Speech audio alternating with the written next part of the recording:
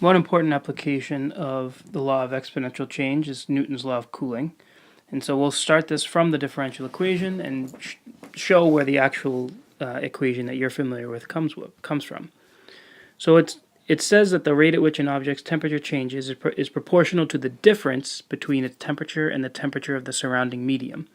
So that's exactly what this differential equation says. It says that the rate at which an object's temperature changes, that's dt dt, d capital T dt, is proportional, that's the equal, and the negative k, to the difference between its temperature and the temperature of the surrounding medium. So capital T here is the temperature of the object or at that instant, or at any given instant, and T sub s would be a constant. That's just the temperature of the surrounding medium. So I just want to show you that when you solve this differential equation, treating this here as like our y, as our y in previous problems, that you're just going to get a familiar function.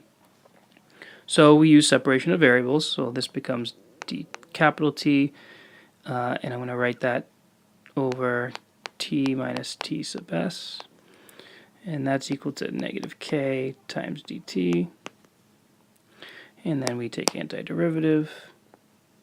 This is the natural log of, now it should be the absolute value of T minus T Ts, but since we're talking about a cooling situation, I'm going to assume that the temperature of the surrounding medium is less than the temperature of your object at any given time, or else it wouldn't be cooling. So we don't need the absolute values. I'm just going to write that. And this is negative kt plus c. Definition of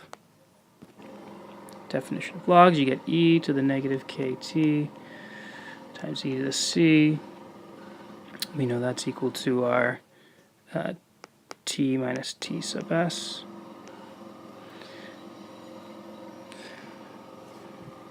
So now, one thing we should point out, I guess we can call this an A now. So this becomes some A.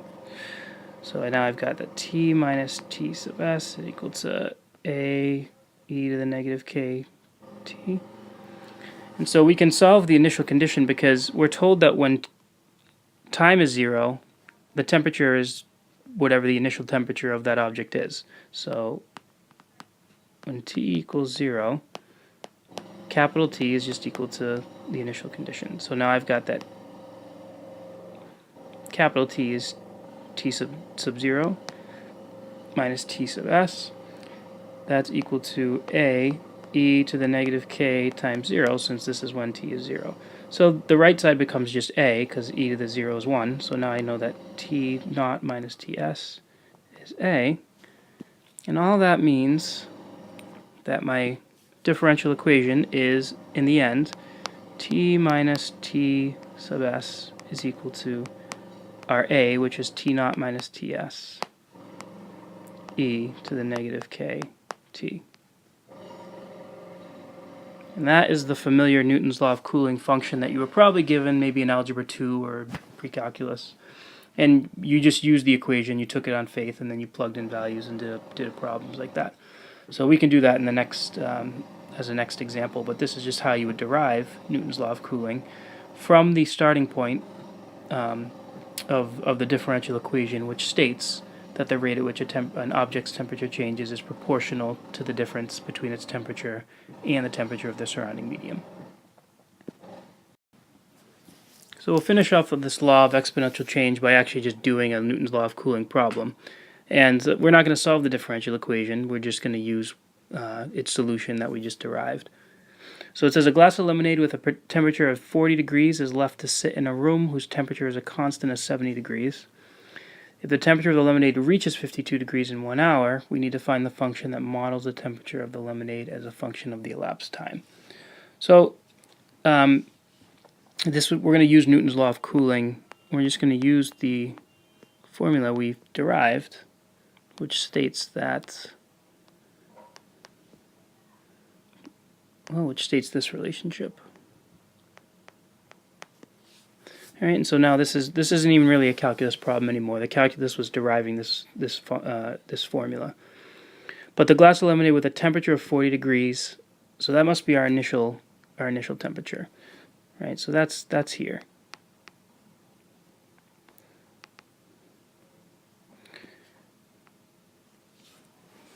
It's left in a room, or left to sit in a room whose temperature is a constant of 70 degrees Fahrenheit. Well, that's the surrounding temperature.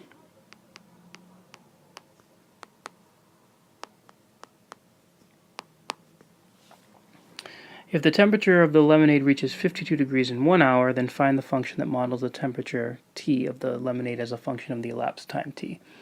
Okay, so notice we still don't have our constant K there, but we do know that when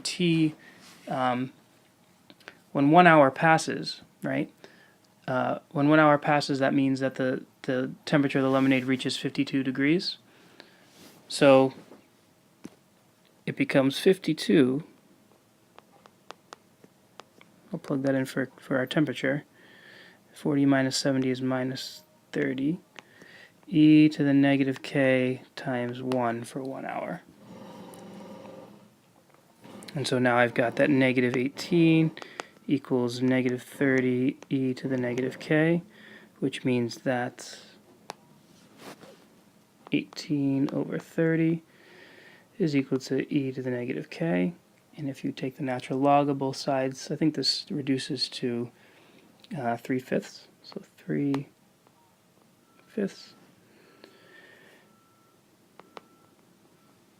And natural log both sides, you get ln of 3/5 equals negative k.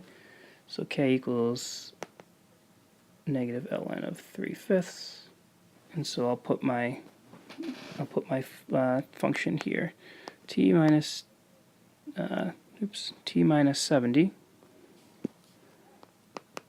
is equal to 40 minus 70 was negative 30 times e to the ln of well, actually, up here in my function I have e to the negative k, so let's actually just plug in ln of 3/5, right? Because that's the structure of my original equation had there being a negative there, so I'm going to put in the ln of 3/5 times t, and e to the ln of 3/5. You can leave it like this, but you can even write that as e to the ln of 3/5, which is 3/5. So this might be a better.